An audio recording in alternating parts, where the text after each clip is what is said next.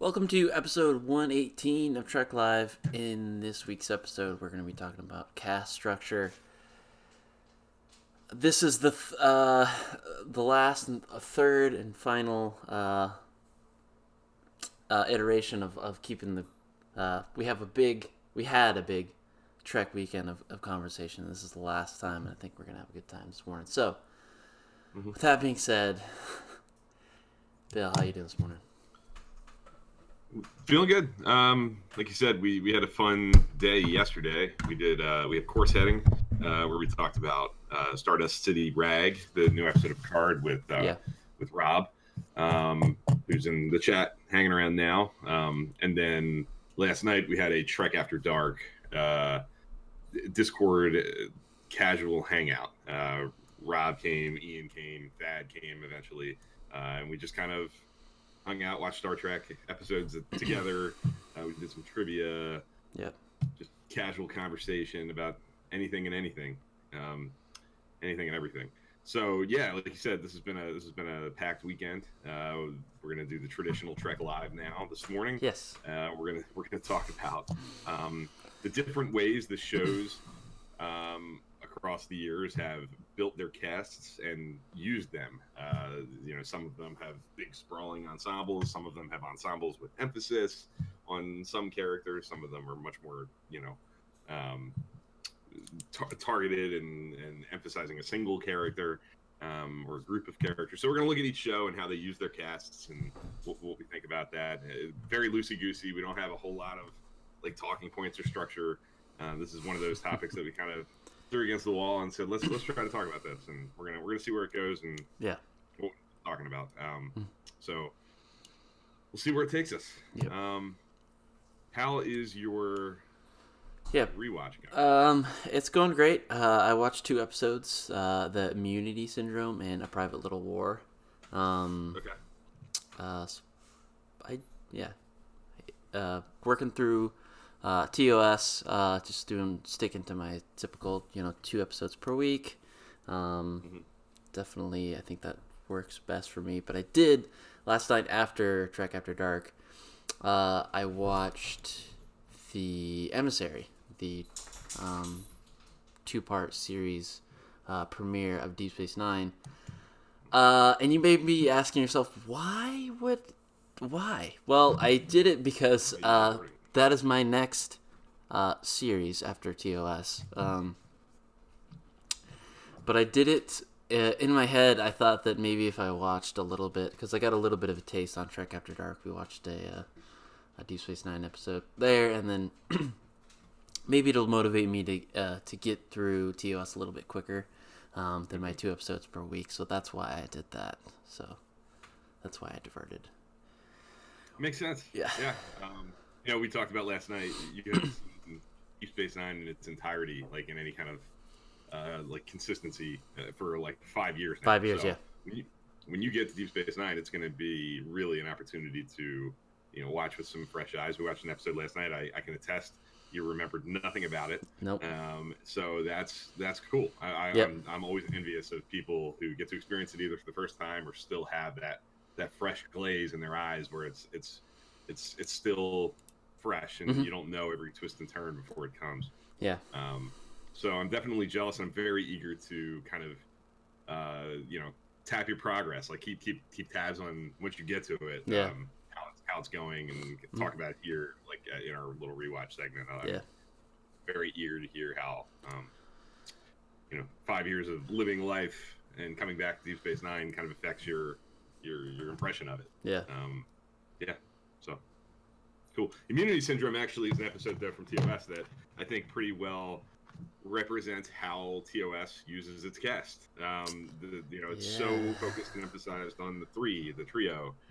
Kirk having to choose, Spock or McCoy to go on this mission. That's kind of a suicide mission. We actually talked about that last night in Trek After Dark. We watched Lower Decks, and I think we raised that involves a crewman being sent on effectively what's likely to be a suicide mission. And actually, and we were kind of racking our brains, when have they actually done that before?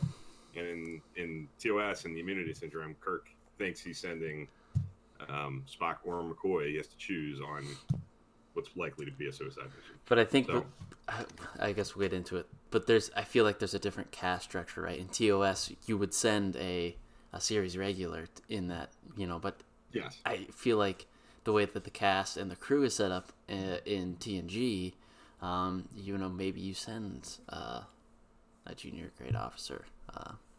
So we'll get into that. But how's your rewatch going? It's going. Since the last time we did this, I watched Deja Q in a matter of perspective. Deja Q is really good. Yes. I always liked it. It's light. It's funny. There's a lot of comedy, but I think there's a lot of emotional tugging at the heartstrings too. I love Data's innocence. I love Data trying to not even trying, giving Q, because it's the only thing he knows how to do, the benefit of the doubt. Yeah. He's honestly and innocently trying to figure out, if Q is being truthful and honest, and if he is, trying to get him to do the right thing. Yeah. While everyone around him is not really giving Q the time of day. I really like the exploration of Data and his innocence and childlike sensibilities in Deja Q. Yeah. A Matter of Perspective is a retelling of Rashomon, the classic Akira Kurosawa movie about seeing an event from different perspectives, how each person involved in the event has their own story to tell, and it doesn't always line up, and the truth is somewhere in the middle. The problem with A Matter of Perspective is I think it presents Riker through these different scenarios. It's a murder mystery, basically. And it's asking the audience to kind of believe that maybe Riker could have sexually assaulted this guy's wife and maybe possibly could have killed this guy, where I don't think the majority of the audience, speaking for myself at least, is ever really prepared to buy that. So it makes the Rashomon part of it not quite as interesting as it is in Rashomon, where you're dealing with characters they don't really know and you're learning about as you go. Right. Trying to piece together the truth with them. Yeah. Do you have memories of either one of those episodes or? Yeah, I mean, I feel like they're both kind of Deja Q is really fun. I think we talked about Star Trek comedy last night, and it's hard to nail down just a specific Star Trek comedy. I feel like in Deja Q there is some emotional component to it as well. So it's comedy, but it's also got a little bit of emotional stuff to it, and so yeah. Yeah. Deja Q's definitely. We did talk about that. A couple of the episodes that we watched had some comedic elements last night. Trek After Dark, Tinker Tenor, Dr. Spy, In the Cards from Deep Space Nine have some elements of comedy to them, but there aren't that many that are like comedy centric episodes. Comedy, really leaning into the comedy, and I think Deja Q can safely be put in that group. I think. Yeah. But in addition to that, I can say, just to kind of fill in anybody who might be watching this, maybe as a plug for our Trek After Darks. Last night we watched Tinker Tenor, Dr. Spy. We watched In the Cards from Deep Space Nine. We watched The Void from Voyager. Did we watch a TNG? Yeah, we watched Lower Decks. Lower Decks, first. Yeah, that's 4. And we watched Magic to Make the Famous Man Go Mad from Discovery. So we watched 5 episodes. So they all count as rewatches. Not in the not rewatch. You cheater now. Consecutive. But 5 really, really good episodes too. That doesn't always hold true when we do Trek After Dark. Sometimes we revel in watching some more tongue-in-cheek choices. We've done Angel One. We've done Spock's Brain. Yeah. Yeah. So all kinds of that stuff happening on Trek After Dark when we do it. So if you're interested in participating in the future, we try our best. We weren't very good these last few months with the holidays and New Year. Try to maybe work it in once a month. At the least, we're going to try to get back on that track. If you are watching this and you're interested in hanging out with Star Trek fans on Discord, if you're familiar with that platform, using video chat, audio chat, or just texting, using typing into the chat and watching us. Don't have to be on video or audio. To be on video. You don't like being on camera. You don't have to. but you can participate in a group chat setting where we're all watching Star Trek and playing trivia and just kind of casually hanging out if you're into that kind of thing. So if you're interested in doing that, send me a DM on Twitter at TrekFan4387, or even maybe leave a comment below, and with how to get a hold of you, and I can get you an invite to the Discord server for Trek Live, which would basically invite you to these when we have them. We'll make sure you know when they're happening and how they're happening, and you can participate. Yeah. So that's our plug. Yeah. Yes. What were you gonna say? With that being said, that's probably the best way to keep the conversation going, like directly in link, because I think it can get, you can't have these big, long, drawn-out conversations on Twitter as far as like just mentions and stuff. I mean, you can have a good bit of discussion, but like some of these questions that we answer and want to talk about really need, some long-winded discussions. Multiple different answers, multiple different people. So I couldn't recommend the Discord server enough. Yeah. Agreed. Shall we jump into the topic at hand? I was thinking we could do just bounce around from series to series. Maybe start with TOS, like you said, and then go from there. Yeah, I think that's the way to go. Look at each show one by one and how they, what their cast looks like, as far as makeup and who gets emphasized, who's the center of the show. Yeah. How everybody else might contribute in their own way. Yeah. But so yeah, TOS. Like when you think of TOS, this is probably the easiest one. But is it clear cut the main three, and then the others are supporting players in your mind? Like since you're in TOS, like how do you? I really when this topic came on the docket, when we first started talking about it, the first thing that came to mind about TOS was the big three, right? Kirk, Spock, McCoy, but then there's also some really good supporting characters. So I think really in at least up till now, it's really, and we'll kind of get into this to later on in the show, but there hasn't been a Data episode, right? It's always been really kind of the big three, kind of like there are some specific episodes for specific characters, but I think it's really the big three, and then the supporting characters are there too as well.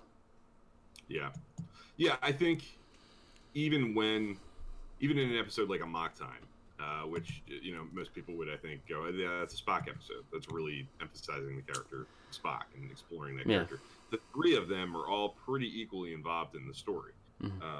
So even when there's an episode that really heavily features a single character is trying to explore Kirk or Spock or McCoy, the three of them are still pretty usually on a pretty equal playing field, and they're all usually kind of collectively pushing the story forward, where the rest of the cast are definitely supporting players. They're there to kind of help push the story forward. I would argue that Scotty's maybe like a step ahead of the others. Scotty's a little bit more involved, and sometimes has a little bit more to do than in the original series than Sulu, Chekhov, and Uhura. Those characters all have moments and have episodes where they're more heavily featured, and get a little bit more to do. But I think Scotty, on a more consistent basis, has more involvement. But it's pretty clearly a show about the three of them, Kirk, Spock, and McCoy. It's a show about their friendship, their relationship, their the way they relate to each other. And I think if you boil TOS down to its like most basic core, I think the two angels sitting on Kirk's shoulder idea with Spock and McCoy, the logic and the emotion, and Kirk having to kind of decide and put the two together to solve the problem. I think if you boil TOS down to its most basic level, it's pretty much that most of the time. But you could see the progression because they did experiment a little bit more with like ensemble type, like in Mirror Mirror. I feel like a lot of the casts has stuff to do. Like there's they're definitely interwoven into the story. So I think there's Mhm. there's some progression there that we see, but I think as we get further on into the shows, I think we see that the progression will shift a little bit from We'll shift. the big three for sure. Oh, for sure. Yeah, it's definitely not a hard and fast rule. Not every episode's the same. Every episode's got its own, um, you know, structure, and they're all unique. Hmm. So it's not certainly saying all 79 episodes are sort of handling it the same way. Yeah. Um, there are certainly examples. Mirror is a great one where I think the whole cast is sort of involved and Yeah. get to play a part. At least they get cool scenes to play and they're involved in the story. Hmm. The Trouble with Triples, I think, is similar. Yeah. Yes. It's using the ensemble on a more equal playing field.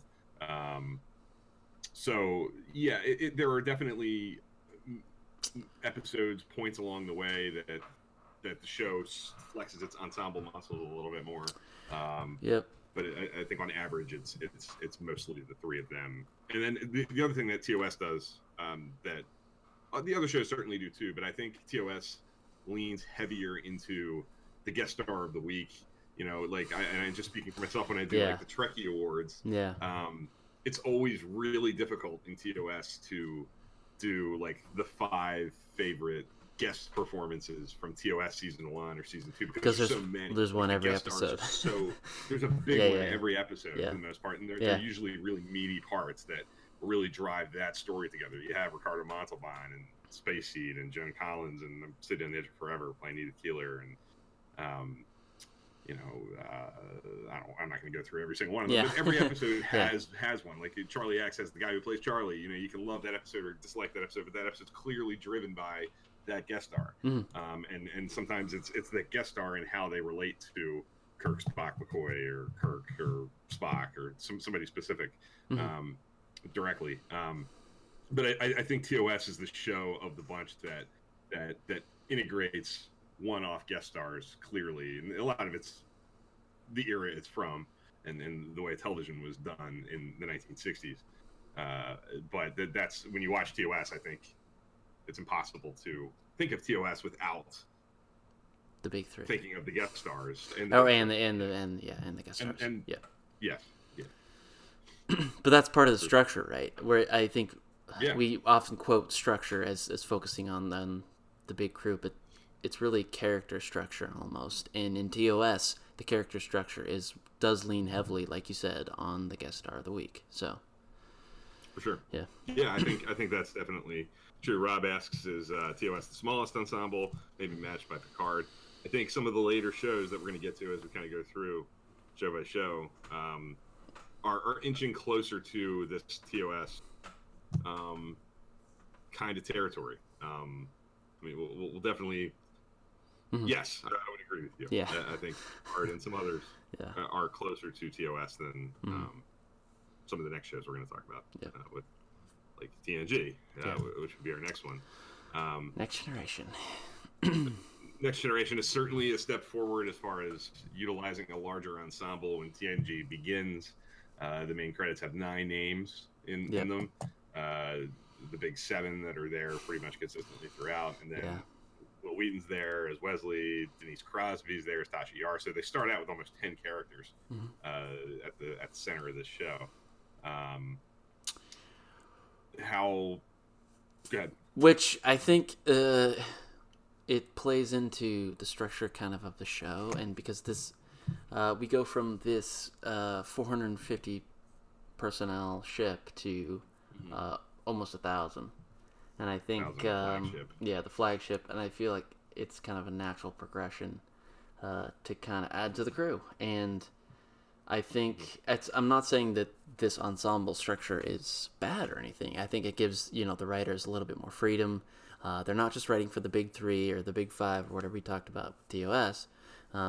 It allows them to explore a lot of different, not just characters, but avenues.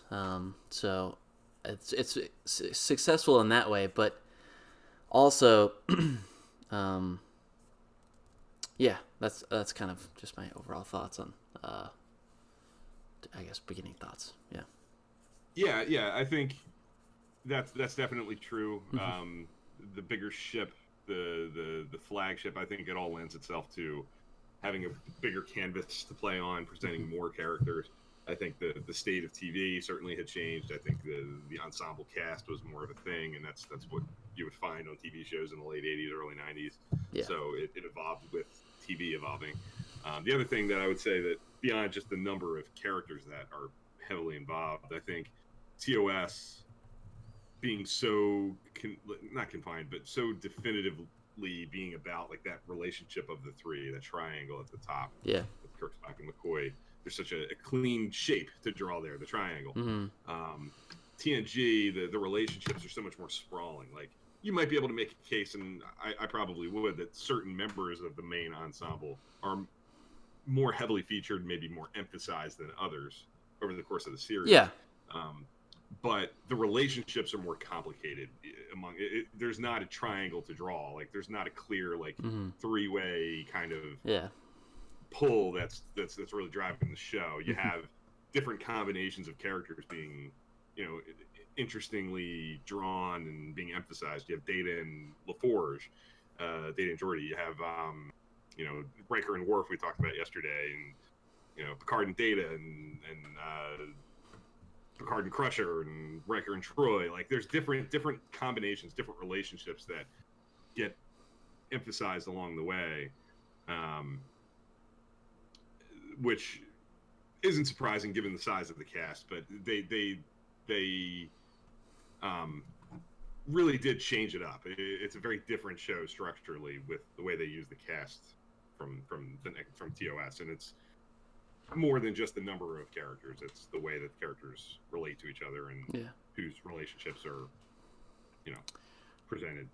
Which I think looking at it, this new structure that they kind of set up, I think there was definitely a learning curve, and they may have struggled with the writing a little bit just because the size of the cast. So.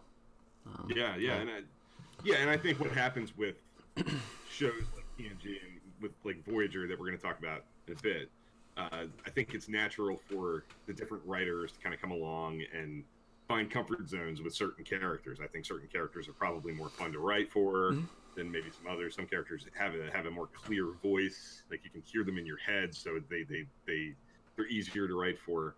And I think TNG and Deep Space Nine, or TNG and Voyager specifically, are prime examples of clearly characters sort of rising to the top naturally as the time goes by, as the show progresses.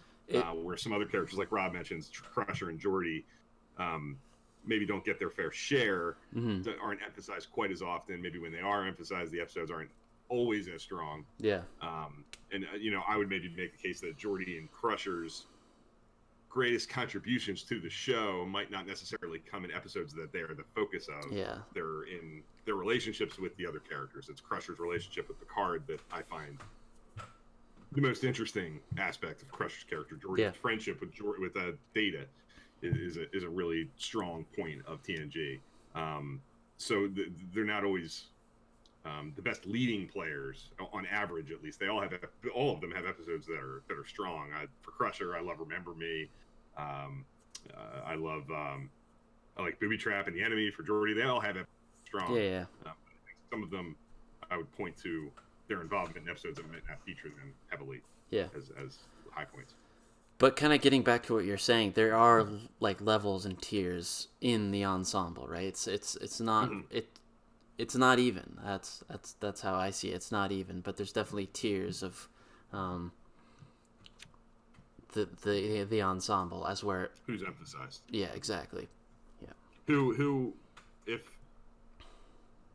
is the most emphasized in your mind? Like, which characters from TNG do you think are the most consistently over the course of the show, like driving the stories? I think Picard. For sure. Data for sure. He's kind of a lot. I think Riker has some pretty strong moments. So and maybe you could say it's the big three. I don't know. It's just kind of how you look at it. But yeah. I actually. Yeah. I'm sorry. I think Troy too. Early Troy. Just a lot of is emphasized on her character and between her and Picard. So he relies heavily on her. So it's tough to nail down in an ensemble like this. Yeah. It is. The way I kind of thought of it, Riker and Troy are certainly characters that have, because they're right next to Picard, they're involved in everything the captain's doing. Literally his left and right hand people. Yeah. During crisis and through all the ups and downs. But when I think of like the serialized elements of TNG, the things that kind of tug through the entire show, threads that stretch over multiple episodes, over multiple seasons, the characters that really come to mind for me are Picard, Data, and Worf, actually, with the Klingon, his discommendation and his dealings with the Klingon High Council, and like there are elements of his character arc that are really serialized and really baked into the show in a more concrete way. So those three actually, for me, might be the most prominent, but I think to say Riker and Troy tough. Aren't, it's tough. Right either. Yeah. So because they are right there and they're involved in so many of the big moments of the show. Rob, you're here, so I'm curious to hear Picard at the top, then Riker, Troy, and Data, then Worf, then Crusher and Geordi for him. So yeah, that I mean, it's hard to argue with that. Yeah. It all depends on how you look at it. Riker certainly has serialized elements with his, sort of struggle with his desires for where he wants to be, being captain, being first officer, his relationship with Troy. There's certainly a thread there that kind of weaves through the show. But it's that's the beauty of the ensemble structure, right? TOS was easy, really. It was black and white, but this is like gray. It's very gray. It's hard to define. Which very gray. I like. Yeah, definitely. And Rob also mentions that TNG sort of introduces the idea of recurring characters. You have a guy named Loxana Troy, or not regulars that are in many episodes. Robin Leffler is a character who is in more than one episode. Neshayev is an admiral that kind of keeps coming back and has dealings with Picard. Q, obviously, being in the first episode, the last episode, and a whole bunch in the middle. So TNG definitely introduces the idea of bringing characters back and continuing to build on this larger canvas. Different Romulan characters that are sort of foils for Picard. Admiral Tomalak is in a few episodes of TNG. Different Klingon characters, Gowron and Kern, Worf's brother. Like, there are these different characters that pop up more than once. Alexander. Alexander, Worf's son, absolutely. So there's a ton of them that pop in and out of the show. I do think one of the things that Michael Piller would always talk about in like bonus features on DVDs and print interviews and stuff, when he got onto the show in the third season, one of the things he really wanted to do was move away from the kind of thing that TOS did that we just talked about, and even early TNG would pretty consistently do, which was focus on a big guest star, like get a big guest star that would come in and really drive the story. Yeah. Michael Piller's kind of change when he takes over the show in the third season is to have guest stars, for sure, and have recurring characters kind of come and go, but make sure that the individual stories are driven by a regular, and have this sort of rotating, who's the lead of this episode, who's this episode about, and have that character drive the story, and not typically have it be a guest star. Which is different than the next show we're going to talk about, which is much harder to define, I think, with Deep Space Nine, with who's a regular and who's not. We know who the regulars are and who aren't, but the recurring characters are such big parts of that show that different people can drive episodes, no problem. So I guess moving into Deep Space Nine, which it's going to be a little bit tough for me, just because I know I'm fresh off of Emissary, but my view may be just completely different. But because I feel like that's really it to me. That, at least talking just specifically Emissary, is really a Cisco. It's a Cisco. It's very focused on Cisco. So very much so. Yeah. Just thinking back 5 years, it does. I think it is a very Cisco centric show. Just the nature of how all the story how it unfolds. But I do think it is more of an ensemble as well. So Am I completely off there? I mean, Sisko definitely, especially early on, I think definitely the driving force. But I actually think that the show moves into a point where the ensemble is so sprawling, so big, and so even that there are points, stretches of episodes where Sisko, I don't know that he necessarily even feels like he's the lead of the show at points, at times. Um, Once the show really gets into the big serialized stuff, he's certainly the heart of it. He's the captain. He's Right. first on the call sheet. So when he's on screen, he's clearly running the show. Yeah. But there are episodes where he's not. He's less featured than. There are many more episodes of Deep Space Nine. Sisko is not at the center of it than Picard not being at the center of TNG or Janeway not being at the center of Voyager. Like, I think it's more frequently seen in Deep Space Nine where Sisko is very much in the background, maybe only seen once or twice, as opposed to what you might find in DS9 or in TNG and Voyager with Picard and Janeway. Yeah. But Sisko's arc is so clearly drawn from Emissary to what we leave behind at the end, with his involvement with the Bajorans and the Prophets and his role as the emissary and his evolution there. And he's clearly the main thrust of the show. He is the top of the pyramid, I would say. But the cast structure there is so. There's like 9 characters, I think, in the credits. Might start with 8 and go up to 9 when Worf gets there. But the way that the show is structured, where they're staying in one place, they're not moving from place to place, lends itself to characters sticking around and having characters just kind of sit there, like Garak, who just happens to live on the station and has a role to play, and characters' families are more integrated. Quark's the main character, so his nephew and his brother are on the station and play a part. Jake, this more familial, casual experience that these characters are living on the space station by staying in one place and having roots, it lends itself to a more sprawling set of characters. Does the premise of the show lend itself to more of an ensemble cast? Because thinking about it a little bit differently, interchanging the cast structure into the different shows, would you think it would be Deep Space Nine would be as successful if it was the big 3 like we talked about with TOS, or does it lend itself to the ensemble? I think it lends itself to the ensemble, and I think when I think of Deep Space Nine, one of the reasons I love it as much as I do is the sprawling nature of it, the deep bench of characters that is kind of constantly growing. That's such a defining element of that show that I do think it's kind of integral to the success of it. I think it's impossible for me to separate the cast and the deep bench of the cast from the success. So I think, unlike TNG, like I just talked about, like we just talked about, the show sort of eventually moves guest stars to drive the stories. We just watched one yesterday on Trek After Dark in the cars, which was really driven by Jake, who's in the main credits. He's a main character, but equally Nog, who's a recurring character. Mm-hmm. That I don't know. That doesn't happen as often on The Next Generation and other shows.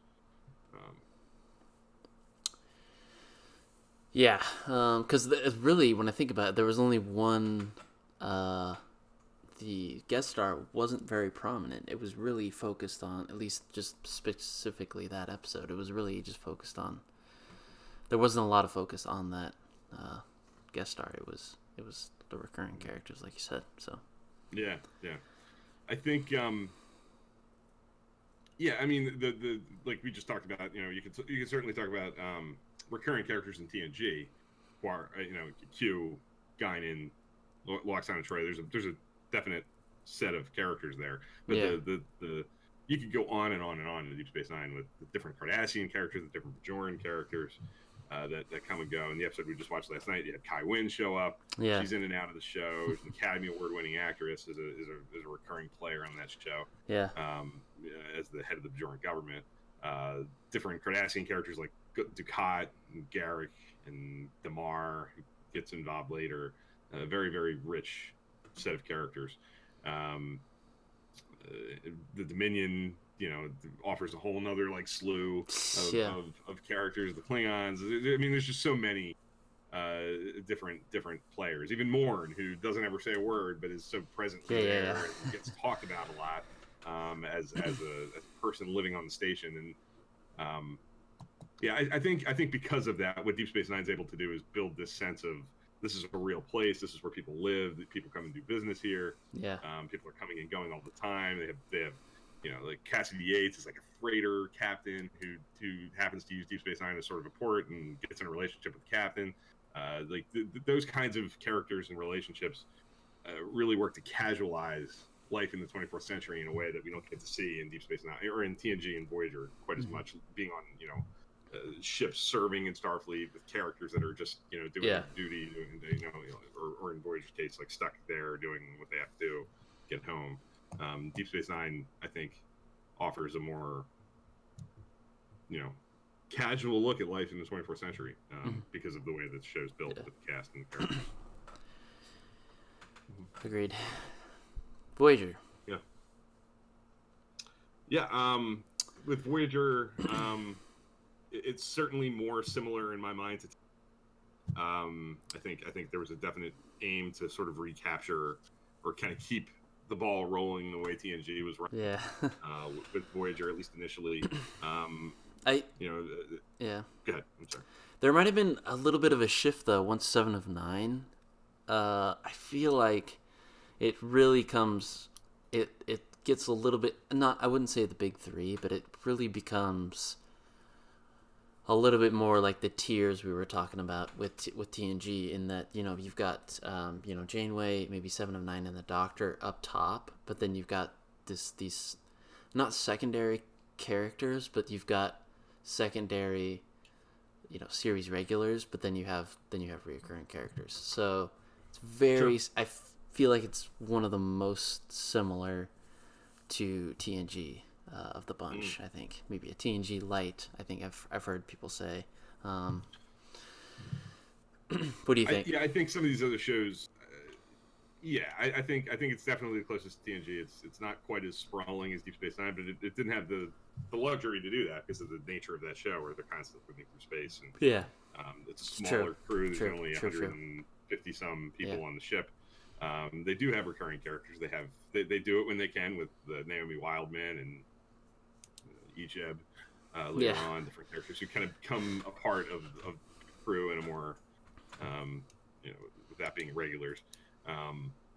But similarly to TNG, like Rob was kind of talking about, we should try to do the tier system. I couldn't do a tier system with Deep Space Nine. I think they're all sort of, maybe Sisko and maybe Kira might get elevated a slight smidge above everybody else, but I think it's really difficult to separate Odo from Quark, from Dax, from Bashir, from O'Brien. Like they're all pretty on a level playing field. Where I think on Voyager, like TNG, where you can sort of play with certainly your own perceptions and how you consume the show and how you feel about it. Everybody's going to have a different list, but Voyager, you can do a more tiered sort of look at how the cast is featured in the show. So and like TNG, I think that probably evolves over the course of the show. If you stopped to do that in season 2 of TNG or in season 2 of Voyager, it would probably look different than if you did it in season 6 of those shows. Like the shows do, find a voice and evolve over time. And certainly with Voyager, with adding 7 of 9 later into the show, that really shakes it up the same way Worf sort of shakes up Deep Space Nine. Although, like we've talked about before, we had a whole additions to the cast. I think like 7 of 9 coming in, and we talked about Worf coming in. Yeah. And one of the things that we talked about there that I'll just kind of throw in here since we're talking about it, cast structure. I think because Deep Space Nine is so much more built as like the sprawling ensemble, I think Worf's entry into Deep Space Nine is much less I'm going to use the word disruptive, but I don't mean disruptive in any kind of negative. There's not a shockwave in as much felt. I don't believe, in my personal opinion, felt within the show, dealing with, how to integrate this new character. Deep Space Nine's constantly kind of filtering new characters into the mix and out of the mix. It's a more natural thing for them. Where with Voyager adding Seven of Nine, replacing her with Kes is a much bigger thing. It's a much bigger event that really kind of shakes up the whole ensemble, I think, and kind of changes the nature of who gets featured most and maybe who doesn't. Yeah, because Chakotay and a few other characters, once Seven is on board, definitely takes a back seat a little bit, and I think you get to see that tiers that we were talking about. Yeah. Yeah. Do you think, like, who?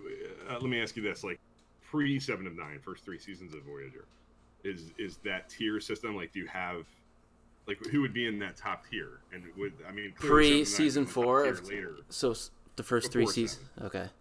Yeah. I still think Janeway is up there. Definitely. I think Chakotay, I think, definitely is up there too. There's a lot of episodes. It's hard.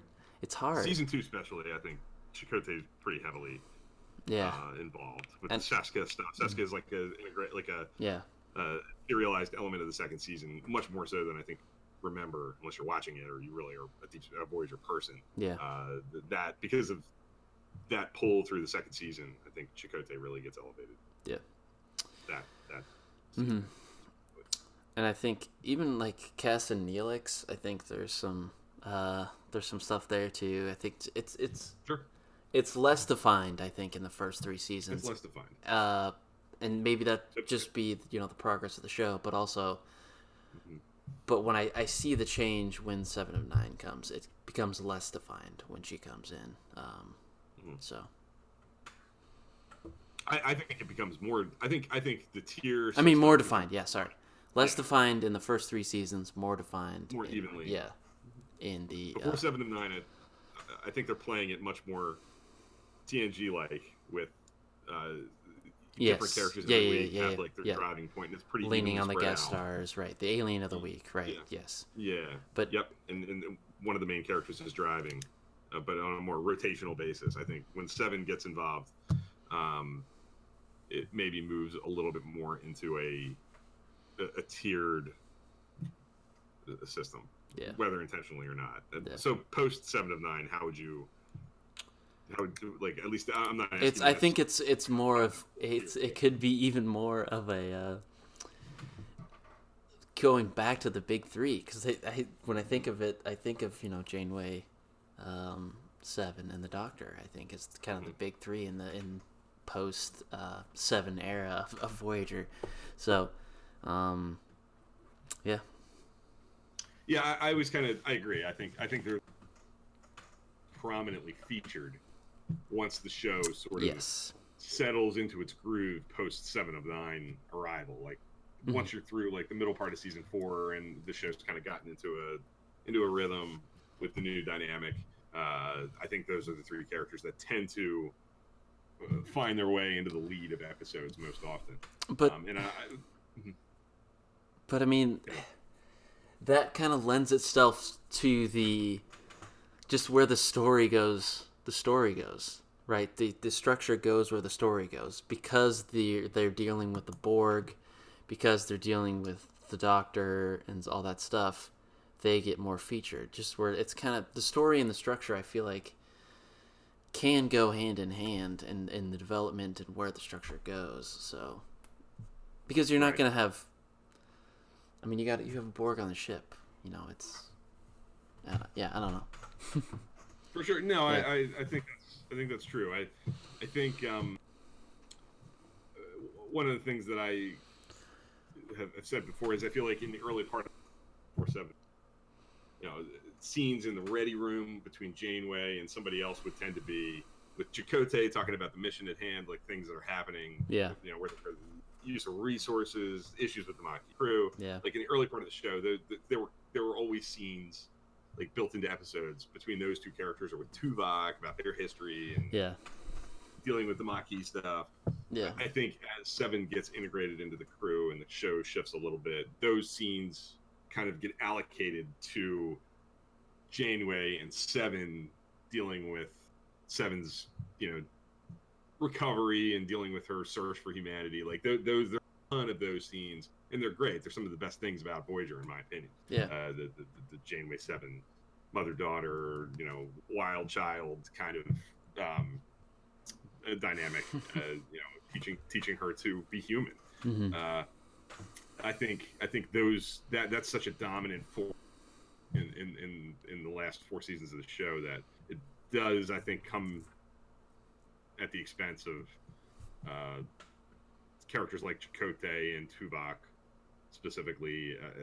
Harry Kim, not so much with the relationship with Janeway. I don't think Harry Kim has a rich relationship with Janeway that gets emphasized often. But yeah, I think characters like Harry Kim and even Neelix do get maybe pushed down a rung on the tier system because Seven is such a driving force of the show, and like you said, the involvement of Borg and dealing with all that, it brings Seven to the surface more often, and maybe at the expense of characters like that.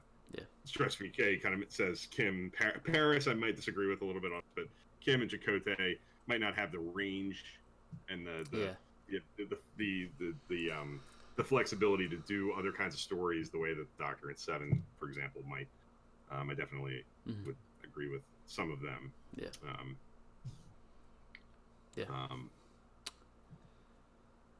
What else? Less recurring characters. We kind of talked about that. Seska.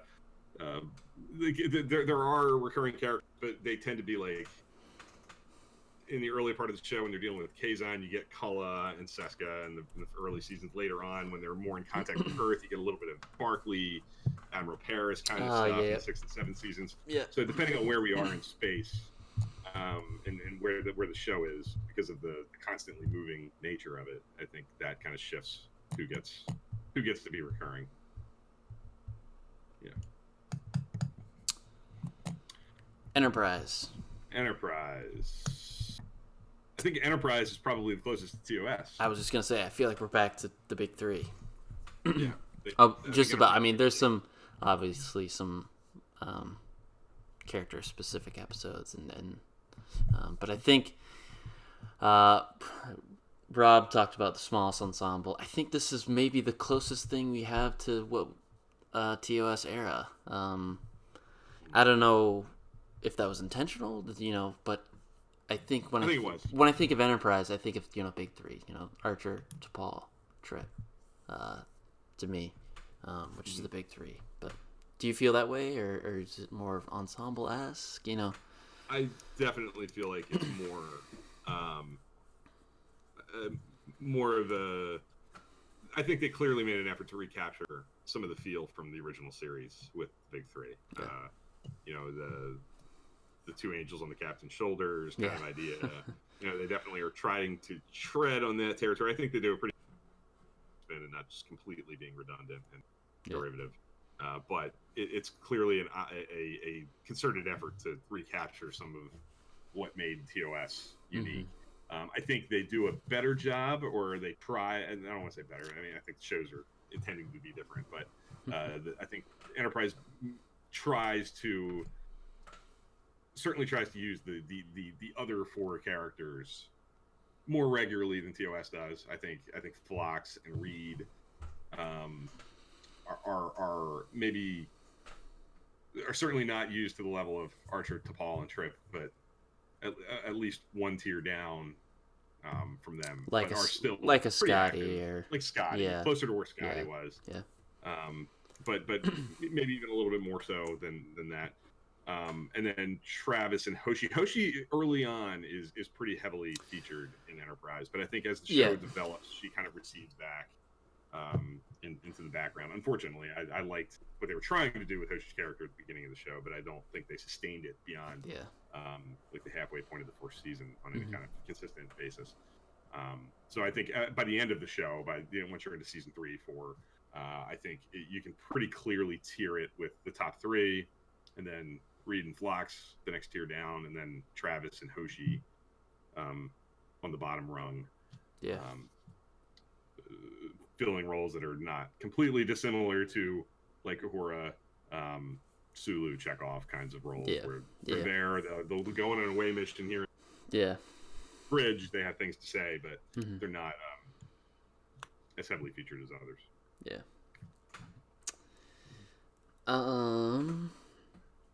Anything else about Enterprise? I'll say I think it's similarly to Voyager. There were a few in TNG. It's probably maybe closer to TNG. The way they use recurring characters, you have the Admiral Forrest, you have Sabal, you have Shran, you have a little bench of recurring characters, not nearly to the size of Deep Space Nine. Yeah. In season 3, because of the nature of that season, there are a ton of characters that kind of come and go and are recurring on a more heavy basis, but just for that season with the Xindi stuff. Yeah. So that maybe feels a little bit more closer to Deep Space Nine, third season specifically. Yeah. But Shran is certainly as critical to Enterprise as a whole. I think as like a notable part of Enterprise as say like Guinan is to TNG or Q is to TNG. I think he's comparable that way. I think he might be more impactful to Enterprise than any recurring character is to Voyager. If we're just talking about recurring characters and how much they impact the show, I don't know that Voyager has a recurring character outside of the main cast that makes as big of an impact as Shran does to Enterprise. We have to really think about that, and maybe there is one I'm thinking of, but I don't know. We have to think about it. Topic for another day. Topic for another day. Yeah. But yeah, I mean, I'd pretty much leave it at that. I don't want to shortchange Enterprise, but I think it's safe to say that they really did make an effort to capture a degree of what TOS was trying to do, and to take fans back to that sort of structure. And I think to some degree it's a success. I wish some of those other characters had more to do, which is the same as I say when I watch TOS. I always feel like, man, I love Sulu. I wish he was a little bit more involved here and there. Yeah. Especially because now I'm trained with Star Trek to think of it as an ensemble, even though that show really wasn't intended to be. Yeah. But Enterprise gives me the same feelings. I love the main three. I think they're well developed and strong characters, but it leaves me wanting more from the others. Yeah. Moving on to, I think was going to make for some interesting conversation is Discovery and now Picard. Yeah. I think it's a very big departure from what we've seen. It's similar to the big three, but I feel like we're down to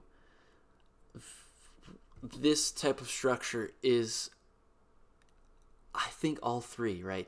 And a new one that I think it's a very character-centric structure, right? I feel like people may argue this, but I feel like Discovery is really based around Burnham, and then obviously with Picard, it's based around Picard, right? It's a progression. Like in Discovery, I feel like it's really focused on Burnham, but we have that ensemble-esque, but also the big three type. But then even a step further into Picard, it's about this one.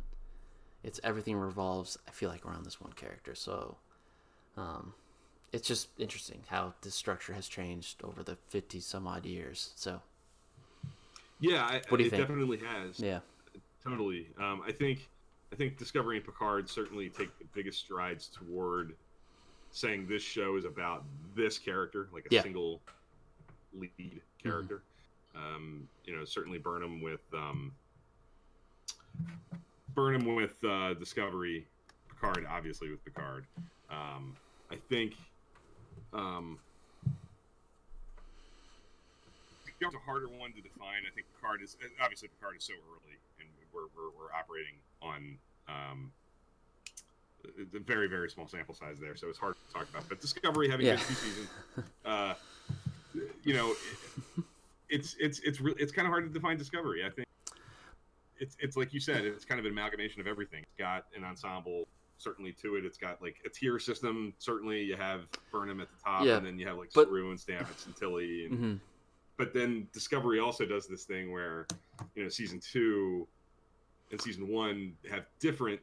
It's an evolving structure. I guess it would probably be the best way to put it, because I feel like the structure changes a little bit, and we've seen structure change in the other shows. So this is nothing new, I guess, but it is still about Burnham, but it changes from season to season. Like you said, it's kind of hard to define because of the smaller sample size, for sure. I think what somebody, I'm going to use his name, which is always a hot button, Alex Kurtzman. If you were talking to Alex Kurtzman, I think he would say that Discovery is about Michael Burnham, and that the other characters are reflections of her. Like the other characters are impacting Burnham and pushing Burnham into this direction or that. Season 1, Lorca's impact on Burnham is a big thing, and how she's being shaped by him for good and bad. And then season 2, Pike does his own thing. Like, that's a whole different element. Yeah. So, if you're watching season 1, it's impossible to say that show, if you think about it in more traditional Star Trek terms, it's like, the big three would be like Burnham, Saru, and Lorca, right? And then and then in season 2, it's Pike, Saru, and Burnham. But it's ever changing with different captains and different things happening. Like season 1, I do tonally more, darker. It's and a lot of it is I haven't had the process Discovery, so it's still also a thing that's running. Like Picard. Picard is much smaller sample size. Like I said, 5 episodes. We have 5 episodes of Picard at this point when we're live streaming this. And Discovery, we have 2 seasons, but Discovery's still in progress. There's still more to come. And it's which not makes it a different animal too. And it's not a 27 episode season, right? It's like right. 14, 15 episodes, right? It's still small too. So like we're kind of confining this conversation to like how the cast is structured, but if you're talking show structure, that's a very different. Like Discovery is a whole different show. It's a whole different thing. It's its own thing with a smaller season that's more beginning, middle, and an end of the season, driving the whole thing forward. It's a whole different ballgame, really. It's an apples and oranges thing more than any other show has been to this point. Stress Free K is a big fan of the acting in Discovery. I will say that Stress Free K. There's definitely I think that goes into it as well. Mm-hmm. The strength of the casts, I think, I would completely agree with. I think we've gotten really. I like the casts on all the shows. For sure, on their own levels. But I do think they're really doing well with the casting on these 2 new shows that we've done so far. So I think Discovery and Picard are going to have to be evolving conversations. I think when we're still doing Trek Live in 5 years, hopefully when Discovery is finished and we have time to digest it and reflect on it, we may have. Do you think they'll go 7 seasons? More. I don't know how long it'll go. I saw there's speculation complete. I haven't even really read the articles. I've just seen headlines on Twitter, people saying that they're aiming for 5 seasons. But who knows? I mean, I've heard that it was going to be 3. I've heard it was going to be 1, 2. Did they say Enterprise was going to get 7 seasons? They did. That was the hope. Look what happened. Exactly. So can't get your chickens before they hatch. I'm sure it's all fluid, but I think it's going to run for. There's it's not confirmed or anything yet, but it seems pretty safe to assume there's going to be at least a season 4. So we have at least another half of this show to go, plus perhaps more. So as of right now, I think the way you put it, it's sort of a mix of everything. There are elements of TOS in it with like there is like a trio element typically so far with the seasons.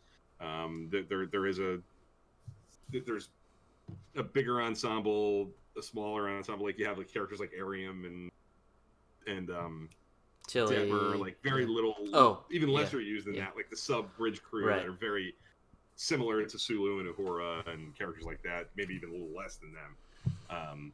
And then you have like your Stamets and Culber and Tilly. So there's tiers, but also the big 3, but also a central character, a middle tier 2, and a central character. So it's a tough thing to nail down quite yet.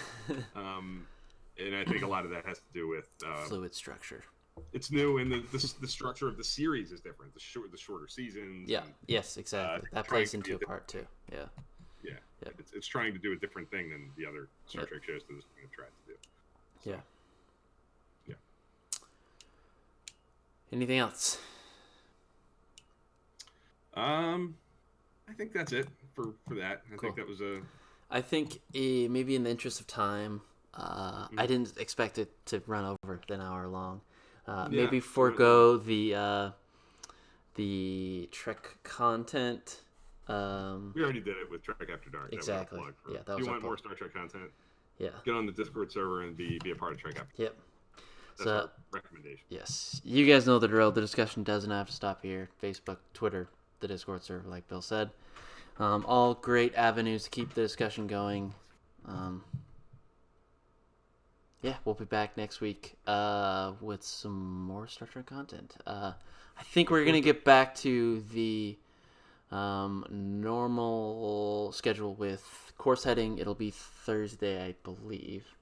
Yeah, I think so. And then we'll just have Trek Live on Sunday. So back to the same schedule we were before.